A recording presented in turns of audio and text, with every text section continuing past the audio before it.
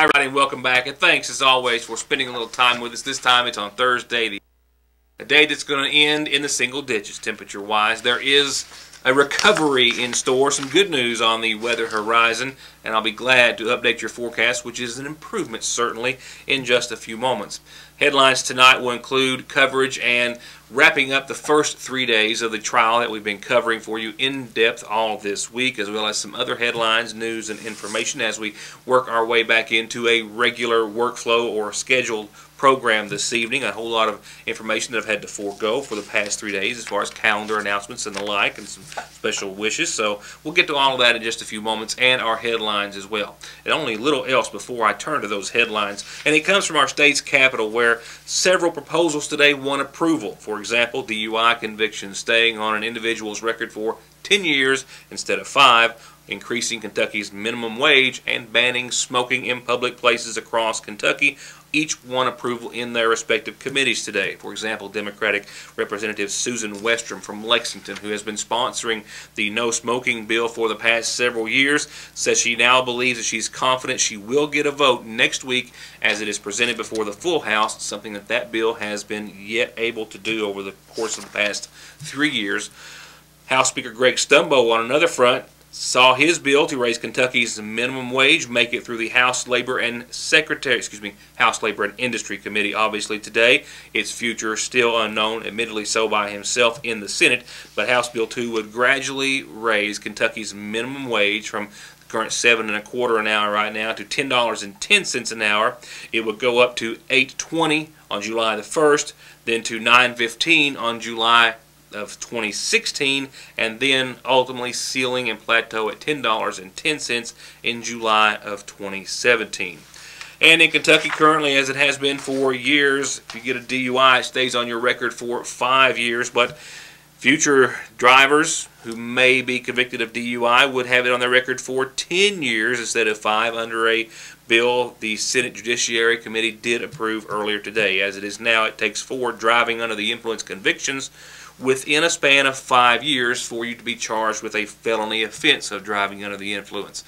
For example, in the past year, almost 24,000 drivers in Kentucky were convicted, not charged, but convicted of a DUI case or count. Most of those were first-time offenses, but well more than 100 were convicted of the 4th time or 4th offense in a 5-year period, felony offense of DUI. That number is expected to raise significantly if they indeed do increase it from a 5 to 10-year offense. We'll begin the news after this segment by picking up where we left off last night in the trial as it is still ongoing, that being that, of course, of John Montgomery versus Charles Hardin and the McCarty County Board of Elections. A couple of remarks before we go on to tonight's coverage of testimony heard in the trial as of yesterday in McCarty County in the Justice Center, as I've been covering this trial to the very best of my ability for the past 3 days, 4 counting tonight.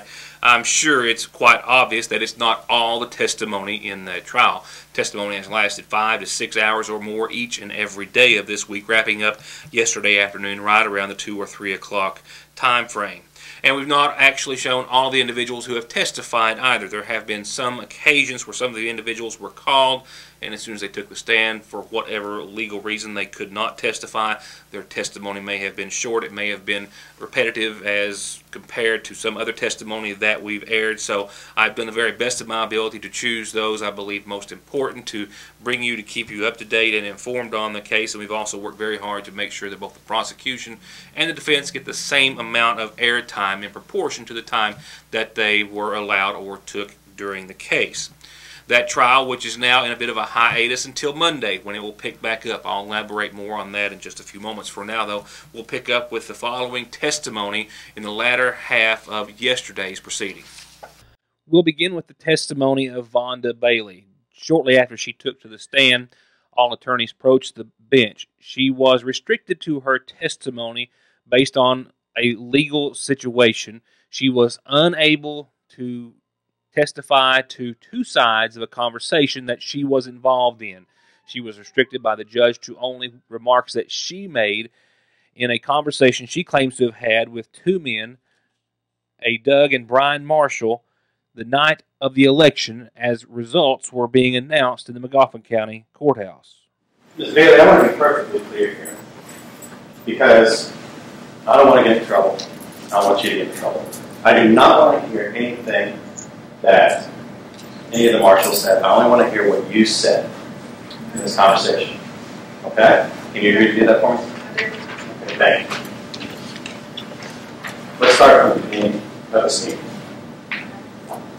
When this meeting began, what did you say in response? Well, no. What did you say? I asked what they wanted. Why was there wrong with us? And again, not saying what was said following. Did you say anything else? And I said, just me alone. How much are you to be paid? Did you say anything else in this meeting? In the meeting? And who was we supposed to contact for that? Did you say anything else in this meeting? No.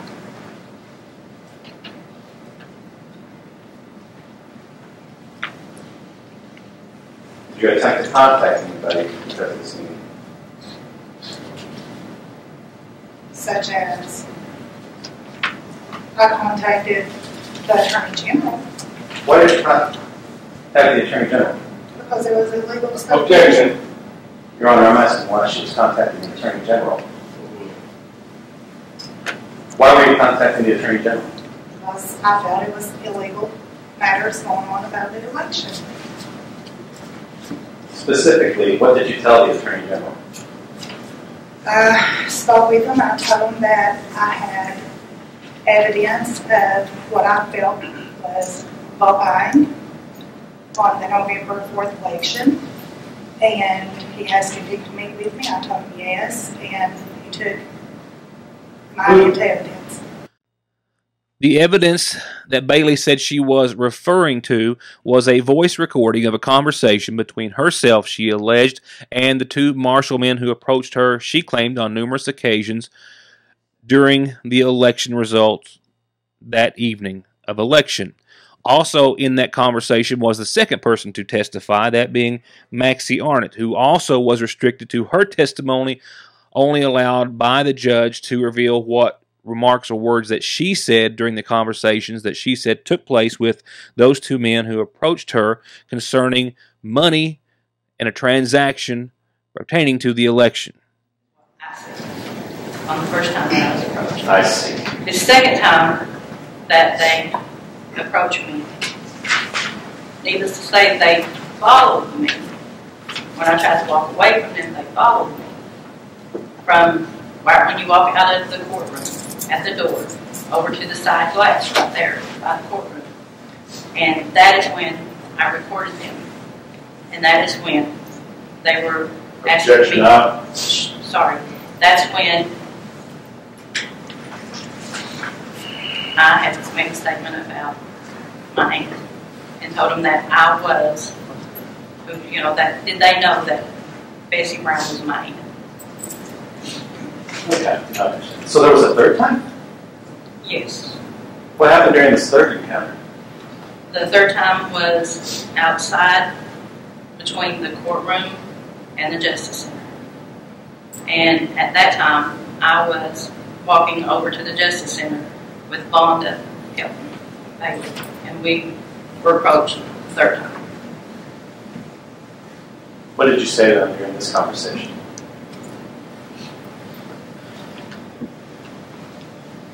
I really don't recall everything that was said on that. Actually, they had most of talking at that time. But they were recorded again on that time. Did you turn over these recordings? I did. Who did you turn them over to? I turned one over, the one that I have, I turned over to your assistant, I assume, and to the FBI. Arnott also testified to a conversation between she, her husband, and Dr. Charles Hardin as it pertained to her husband Johnny running for clerk in the upcoming election. Tanya Ford ran against Walter Whitaker.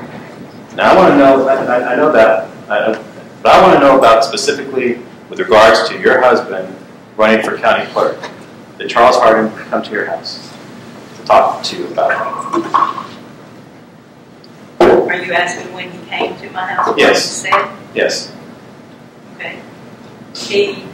Whenever he came to the house, he said that he did not want Johnny to run for county clerk. Okay, and when did this happen? This is when, prior to Tanya Arnott Ford running for circuit clerk against Walter Whitaker. Okay. And what did he say about the idea of your husband running for county clerk? He said that he didn't want to run for county clerk, that he should run for magistrate. Did he say anything else? He told him that that was a hard office to fill, and that he didn't think himself that he could get the office. Did he say anything else? He said that. I don't think when this occurred, which was in this time period, why this was even relevant to the court's going to determine. Judge, it would have had to occur sometime in 2012, because we're talking about during the circuit clerk's race. Your Honor, the subject matter of the statement that I believe the witness gave me testified to will make clear the relevancy of the statutes. When did this occur, Ms. Arnott?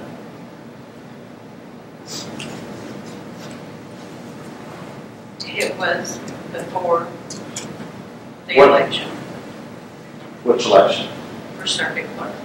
Okay. The Democratic primary in May of 2014? No, Your Honor, No. circuit clerk's election was November of 2012.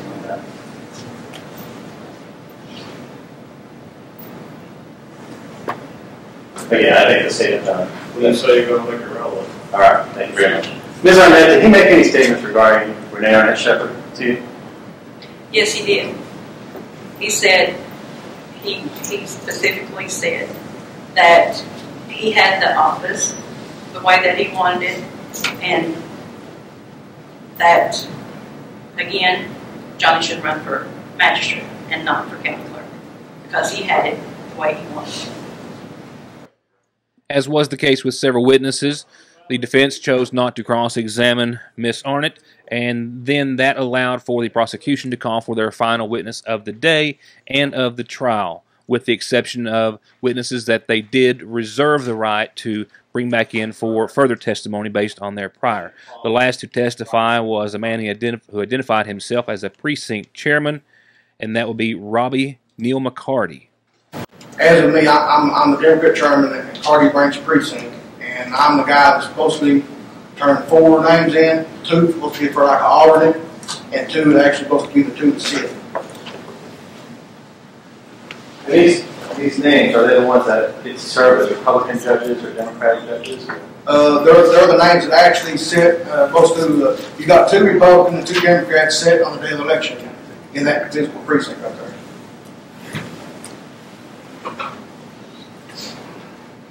Mr. McCarty, were you supposed to turn in names for the elections in 2014? Yes.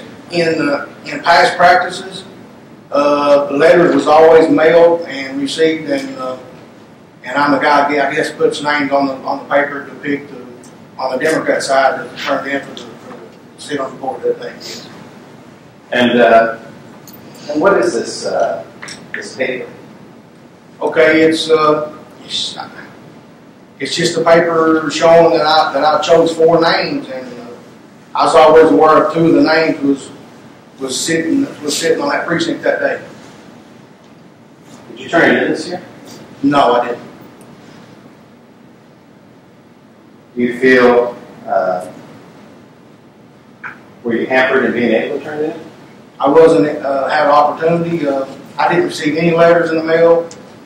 I went down to the Democrat chairman, to his office where his occupation is. And, well, and Mr. McCarty, may I ask, do you believe that you were stopped from turning it in for political reasons. Objection, Your Honor. Stay. Mr. McCarty, why weren't you allowed to turn in the paperwork? Second objection, Your Honor. Yes. Can I answer that? Yes. When I didn't receive any paperwork in the mail, I was kind of curious to have been able to turn the names in. So when I did go down and approach the chairman, and I couldn't get up to the chairman the day that I went down there, then I called the county court clerk's office and I spoke with Larry Shepard. And I was asking Larry Shepard about the paper so I could turn in the name for the precinct. And Larry Shepard told me that if I wasn't for Charles Doc Harden, that I was wasting my time. Did you ever turn in the paper? No. Who was the chairman? Charles Doc Harden. That's enough. Political party. Mr. Carter, thank you. Are you on the executive committee of the Democrat Party in McCarty County? I'm not what you're saying. You're not on the executive committee, are you? You're just precinct. Precinct. Why do you think who told you you have the authority to make those appointments? Because I stood up in an election that day, and I was just a committee that I had the right to vote for the chairmanship, and that I had the right to turn names in to be able to people with the city. You just read the law. The law says the executive committee makes those appointments. You're not on the executive committee. Why do you think you have the right to make those appointments? Always in past practices, that's kind of I guess, the rule of thumb. So, but you don't have any law that contradicts what you just read? I mean, I'm not a lawyer, sir. Okay. Thank you, sir. No further questions, Judge. It was after Mr. McCarty's testimony and afterwards that he was excused that the defense, attorneys representing the Board of Elections, and Dr. Charles Harden made an immediate request for a directed verdict, requesting that the trial be dismissed at that point and no longer proceed based on what they referred to as an extreme lack of evidence. They gave a lengthy discussion, more time than I would allow just for even that discussion on behalf of both parties, but they just claimed that the defense basically had not proved their case and that there was no question of integrity as it referred to the absentees, the voting process, or any other aspects that were brought about on behalf of attorneys representing Mr. Montgomery. The judge also listened to, of course, rebuttal on behalf of Montgomery's attorneys as to the facts that they claim to have proved, and after hearing both sides, agreed that the trial will continue. It is to pick up again at 9 o'clock on Monday morning. It will also continue, says the judge per his orders, until it is finished. They did not have trial today and tomorrow per motion hours that were set, but the judge ordered that without any unforeseen circumstances, once the case resumes on Monday, it will continue until it's finished. And, of course, we'll have coverage beginning next week. Now, let me go where I haven't been able to go this week due to all the trial coverage, and that is our community calendar. And this is a lost on our calendar. These gorgeous little faces were lost at the mouth of Dixie Wednesday night, last night. There's a phone number and a reward, 367-6105. If you see the pets later, need the number later, call me. I'll forward it to you, 367-6105, a reward being offered for the location and recovery of 2 lost pets last seen at the mouth of Dixie, close to where he turned into the park last night. The number, once again, 367-6105. Other calendar announcements all brought to you by McGoffin Farm Bureau include a birthday wish for now officially an adult. She is now 18 years of age as of yesterday. Happy belated birthday, that's on me, to Jenna Leanne Williams from her mom and daddy Ricky, co-workers, and a whole lot of family and friends. Happy birthday, happy 18th to Jenna Leanne Williams. And this is Presley Hunt, 7 years old today, with a whole lot of love and birthday wishes from Mom and Dad and DJ and Andrew. Happy birthday, happy 7th to Presley Hunt. And this one is also a bit belated on my part, but a happy first birthday nonetheless to Jerica Lee. Love Mommy Jill, Sissy McKenzie, Daddy Daryl, Mama Peggy, Chris, and Autumn. Happy first to Jerica Lee. And these birthday wishes should have gone out Monday. So belated birthday wishes to Jesse Helton, love Stephen and Samuel Helton, a whole lot of family and a whole lot of friends. Happy birthday to Jesse Helton this past Monday. And birthday wishes also going out a bit belated to Pauline Cottle from family and friends. Happy birthday to you. Time for a couple of announcements on our calendar, and that includes Pickin' and the Grinnin' at the Kearney Free Will Baptist Church this Saturday night at 7 p.m. And Pastor Butch Whitaker and everyone over at Kearney Free Will Baptist invite you to come and join them for a little pickin' and a little grinnin'. A reminder about how you can stop using tobacco this year of 2015 for good. You can do it with a little help at the McGoffin County Health Department. They've got a program that will get you started on the right path. It's February the 17th. You can call to register or be there for the entire event on that afternoon beginning at 3 o'clock. They can help you stop using tobacco. The Kentucky Cancer Program, and the McGoffin County Health Department. And the McGoffin County Extension Service has set forth a free bow hunters education course at the Extension Service on Saturday the 28th. Students need to be at least 9 years old, and you can register. That's 9 and any age above. And to register, simply go onto Facebook and find the McGoffin County 4-H Shooting Sports Facebook page. There's a link there. You can register, and it's just that simple. The class starts on the 20th. And lastly, funeral service announcements provided by the McGoffin County Funeral Home. We've learned of the passing of 78-year-old Patrick Arnott of New Lebanon, Ohio, who passed away on February the 3rd. Formerly of McGoffin County, Pat was married to Avenel Whitaker Arnott, who preceded him in death. He is survived by sons Randall Lee, James Patrick, and Henry Neal Arnott. Visitation is after 5 o'clock on Friday and any time prior to services. They'll begin Saturday at 1. Both visitation and services from the McGoffin County Funeral Home, and they tell me burial will follow at the Roark Cemetery at Burning Fork afterwards.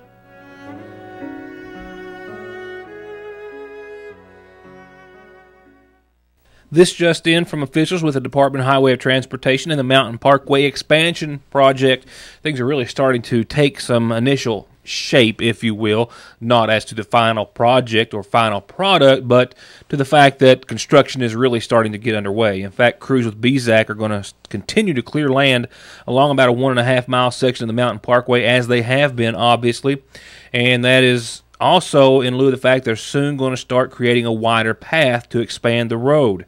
Drilling of rock is set to begin this coming Monday, and surface drilling, or blasting rather, surface blasting along the parkway is expected to take place late that same day or early the next day near mile marker 7 in the Mountain Parkway. Periodic blasting is going to continue to take place in the area over the next several weeks during daylight hours. And prior to each blast, traffic must be stopped on the Mountain Parkway for up to 20 minutes or so for the safety of the workers and, of course, motorists. Now, this all starts Monday, so you can expect some traffic backups and delays while traveling.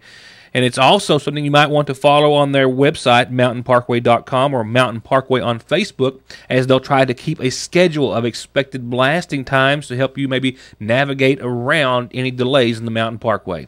But it all begins Monday, and it's all part of a construction project that's going to be everlasting, so to speak, at least for the next few years here in McGoffin County and to the west. And now for a short and pretty sweet forecast by Licking Valley RECC, which does have us starting off the forecast with temperatures tonight dipping down into the single digits. Clear skies are going to help accentuate all that fact and that happening, and we'll see around 8 degrees for tonight's nighttime low. But we recover tomorrow pretty much as we were today, right around the low to mid-40s. Sunshine, clear skies start to finish, a low improving tomorrow night for Friday night of 22 degrees in your Saturday morning. And speaking of your Saturday, it indeed is the high point of the forecast, where we expect to see the low 50s return, as does the sunshine again, and it's going to be clear and calm and nice for your Saturday. A few clouds late Saturday night are a prelude of many to come Sunday, when it's going to be cloudy and rainy, and that chance of precipitation will be great on Sunday, and then likely on Monday, even into Monday night possibly. But all in all, temperatures staying at or above average. For now, that's my time. A sincere thank you for being a part of it, and we'll see you back here tomorrow night.